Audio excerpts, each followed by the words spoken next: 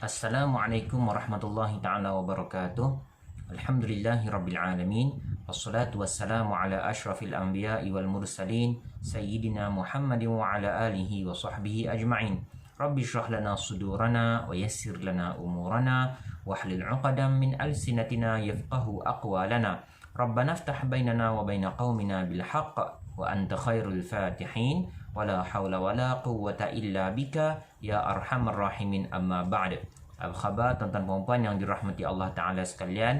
Alhamdulillah, kita mengucapkan setinggi-tinggi kesyukuran kepada Allah Subhanahu Wa Ta'ala atas peluang untuk kita bertemu, berkongsi pengetahuan, berkongsi bacaan Al-Quran, berkongsi bacaan hadis Rasulullah sallallahu alaihi wasallam. Mudah-mudahan perkongsian ini akan memberikan manfaat kepada saya yang berkongsi dan tuan-tuan yang mengikuti perkongsian ini, insya-Allah. Tuan-tuan puan-puan yang dirahmati Allah Ta'ala sekalian, insya-Allah pada kali ini kita akan menyambung perkongsian kita pada membaca kitab Risalatit Tauhid, ya, pada muka surat yang ke-61. Pada muka surat 61 bermula daripada tajuk Rasul-Rasul bersifat manusia. Faqala al-muallif rahimahullah wa nafa'ana bi'ulumihi wa sa'iral muslimin fid daraini amin. Sudah lepas dinyatakan Rasul itu manusia, maka haruslah mereka itu bersifat atau berperangai dengan perangai manusia, seperti makan, minum, sakit, pening, beranak isteri dan lain-lain sifat yang tiada mencederakan martabat mereka itu. Adapun perangai yang keji atau penyakit yang keji seperti sopak, kusta, gila dan penyakit yang geli, maka mustahillah atas mereka itu. Tuan-tuan puan-puan yang dirahmati Allah Ta'ala sekalian, berkenaan dengan kenyataan ini bahawasanya para nabi dan para rasul alaihimussalatu wassalam itu, mereka adalah insan biasa yang bersifat dengan perangai manusia. Ini dijelaskan daripada Al-Quranul Karim, daripada surah Al-Furqan ayat yang ke-20. Ba'da a'udzu billahi minasyaitonir rajim. Bismillahirrahmanirrahim. Wa ma arsalna qablaka minal mursalin illa innahum layakuluna at-ta'am wa yamshuna fil aswaq, ila akhiril ayah. Yang maksudnya, dan kami tidak mengutus rasul-rasul sebelum kamu wahai Muhammad sallallahu alaihi wasallam, melainkan orang-orang yang tentu makan minum dan berjalan di pasar-pasar. Begitu juga dengan sebuah hadis yang diriwayatkan oleh Sayyidina Anas bin Malik radhiyallahu anhu wa ardah, yang menceritakan tentang 3 orang sahabat Rasulullah sallallahu alaihi wasallam yang ingin melakukan ibadah secara ekstrim, iaitu secara melampau, kerana mereka sangat kagum dengan ibadah Rasulullah sallallahu alaihi wasallam. Lantas seorang sahabat yang pertama menyatakan bahawa aku akan mendirikan solat malam selama-lamanya. Yang sahabat yang kedua menyatakan bahawa aku ingin berpuasa pada setiap hari pada sepanjang masa dan aku tidak mahu berbuka. Sedangkan sahabat yang ketiga pula menyatakan aku akan menjauhkan diriku daripada perempuan dan aku tidak akan berkahwin. Maka apa teguran Rasulullah sallallahu alaihi wasallam kepada mereka? Sabda Rasulullah sallallahu alaihi wasallam, "Amma wallahi inni la akhsyakum lillahi wa atqakum lah." Adapun demi Allah Subhanahu wa Ta'ala, aku adalah orang yang paling takut dalam kalangan kamu kepada Allah Subhanahu wa Ta'ala, dan aku juga adalah orang yang paling bertakwa dalam kalangan kamu. Lakinni asumu wa uftir wa usalli wa arqud wa atazawwajun nisa. Akan tetapi aku berpuasa, aku juga berbuka. Aku solat malam, aku juga berbaring, berehat, ya, mendapatkan rehat pada waktu malam. Wa atazawwajun nisa, dan aku juga berkahwin. Faman raghiba an sunnati falaysa minni. Pada penghujung hadis tersebut Rasulullah mengingatkan, ya, supaya umat Islam tidak bersifat ekstrim. Maka Rasulullah menyatakan barang siapa yang membenci ataupun menolak sunnahku, iaitu amalan-amalanku, falaysa minni, maka dia tidaklah tergolong dalam golonganku. Daripada kedua-dua dalil tadi, jelaslah kepada kita bahawa setiap nabi dan rasul yang diutuskan oleh Allah Subhanahu wa taala, mereka itu menjalankan kehidupan mereka seperti biasa, seperti manusia biasa, namun mereka tetap adalah orang yang paling bertakwa kepada Allah, paling dekat hubungannya kepada Allah Subhanahu wa taala, dan menjadi contoh bagaimana insan biasa seperti kita ingin mendekatkan diri kita kepada Sang Pencipta. Penulis kitab seterusnya menyatakan, adapun perangai yang keji atau penyakit yang keji seperti sopak, kusta, gila dan penyakit yang geli, maka mustahillah atas mereka itu.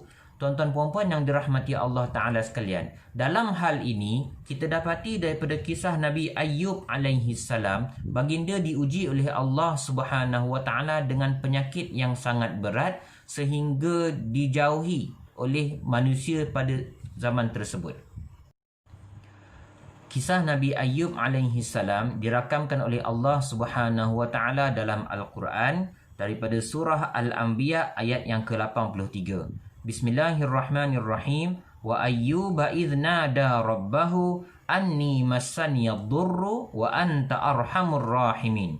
Yang bermaksud, dan ingatlah tentang kisah Nabi Ayyub alaihi salam ketika mana baginda menyeru Allah Subhanahu wa taala, anni massaniyad-dur, wahai Tuhanku, aku telah ditimpa oleh musibah, oleh kesusahan, dan engkaulah Tuhan yang Maha Penyayang. Begitu juga daripada surah Sad ayat yang ke-41. Wadhkur 'abdana ayyuba idh nada rabbah anni massaniyash-syaitanu binusbin wa 'adzab. Yang bermaksud, dan ingatlah peristiwa hamba kami, iaitu Nabi Ayyub alaihi salam, ketika ia berdoa merayu kepada Tuhannya dengan berkata, sesungguhnya aku diganggu oleh syaitan dengan hasutannya semasa aku ditimpa kesusahan dan azab seksa, iaitu penyakit. Daripada kedua-dua ayat tersebut, jelaslah bahawa Nabi Ayyub alaihi salam sememangnya diuji oleh Allah Subhanahu wa taala dengan penyakit yang sangat berat. Di dalam kitab Qasasul Quranil Karim ada menceritakan tentang penyakit yang ditanggung oleh Nabi Ayyub alaihi salam. Penyakit yang bagi ditanggung adalah sejenis penyakit kulit yang mengakibatkan daging-daging pada tubuh badannya luruh dan mukanya menjadi sangat pucat. Sekalipun penyakit yang ditanggung oleh Nabi Ayyub alaihi salam sangat dahsyat, namun ia tidak menjejaskan kedudukan baginda sebagai Nabi dan Rasul. Ini adalah kerana penyakit tersebut adalah salah satu bentuk ujian yang diturunkan oleh Allah Subhanahu wa taala. Penyakit itu bukanlah didapati oleh baginda sejak daripada lahir, bahkan ia disembuhkan oleh Allah Subhanahu wa taala, dan baginda Nabi Ayyub alaihi salam tidak menanggung penyakit tersebut sehingga diwafatkan oleh Allah Subhanahu wa taala. Dalil Al-Quran yang menunjukkan tentang kesembuhan yang diberikan oleh Allah Subhanahu wa taala kepada Nabi Ayyub alaihi salam boleh kita lihat daripada surah Al-Anbiya ayat yang ke-84.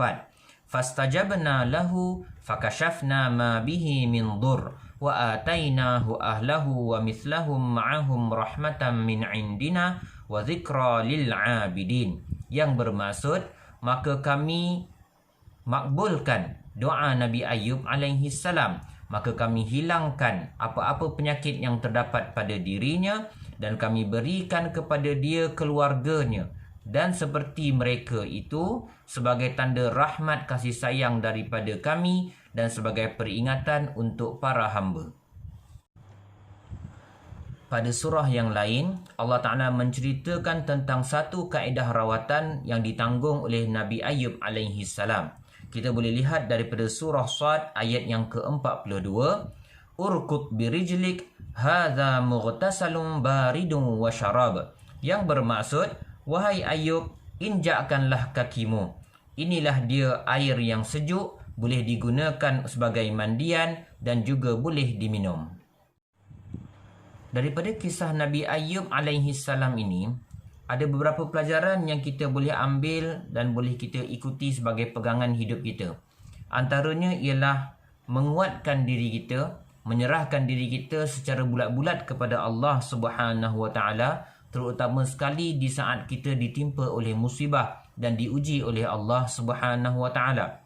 Yang kedua ialah apabila kita ditimpa oleh satu-satu penyakit, kita digalakkan dan diingatkan untuk sentiasa berusaha mendapatkan rawatan.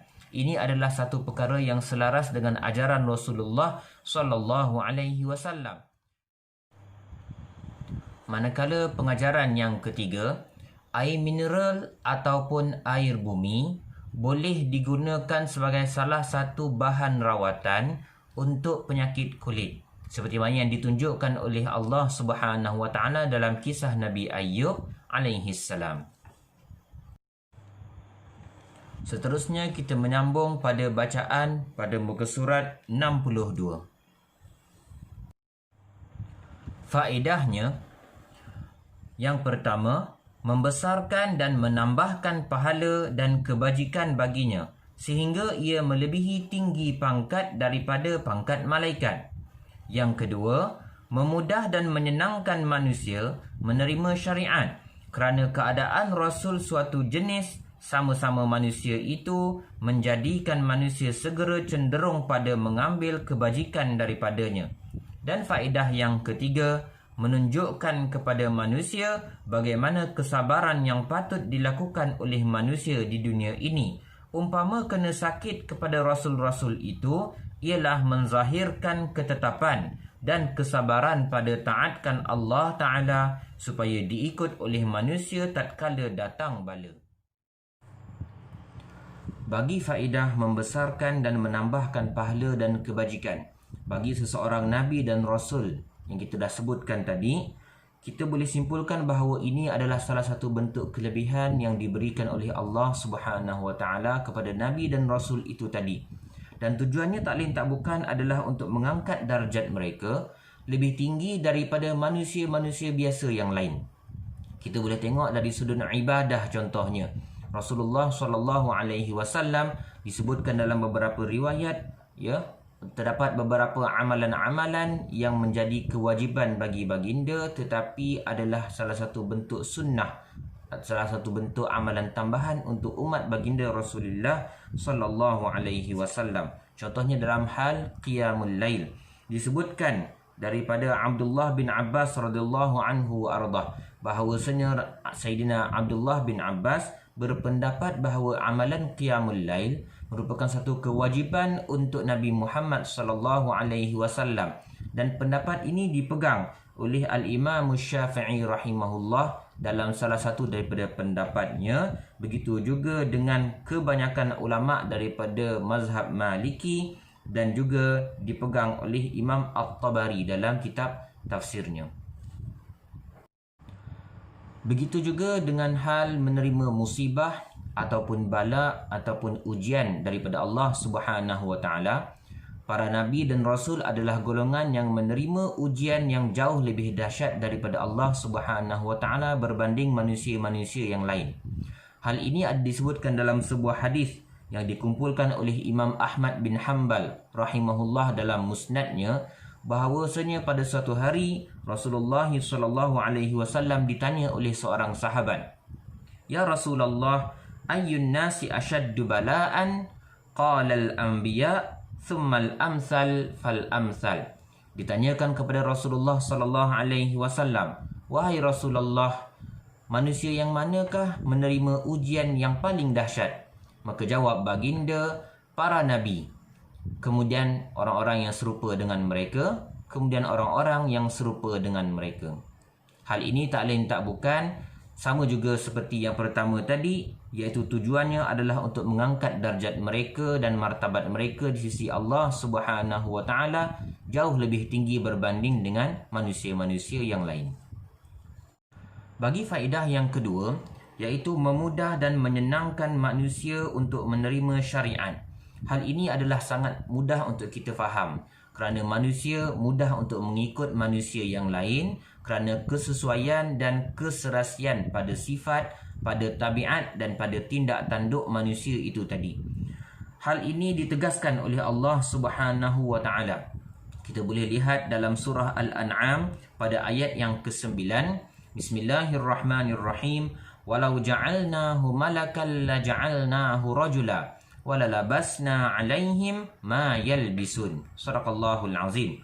Maksudnya adalah, dan kalau Rasul itu kami jadikan malaikat, tentulah kami jadikan dia berupa seorang lelaki juga, supaya mereka dapat melihatnya dan mengikutnya. Dan tentulah kami dengan yang demikian menyebabkan mereka kesamaran, sebagaimana mereka sengaja membuat-buat kesamaran tentang kebenaran Nabi Muhammad sallallahu alaihi wasallam. Bagi faedah yang ketiga pula, iaitu menunjukkan kepada manusia bagaimana kesabaran yang patut dilakukan oleh manusia di dunia ini. Hal ini adalah kerana Allah Subhanahu Wa Taala hendakkan kita sebagai manusia biasa mengambil iktibar dan mengambil pelajaran daripada kehidupan para nabi dan rasul yang diuji dengan ujian yang jauh lebih berat di sisi Allah Subhanahu Wa Taala.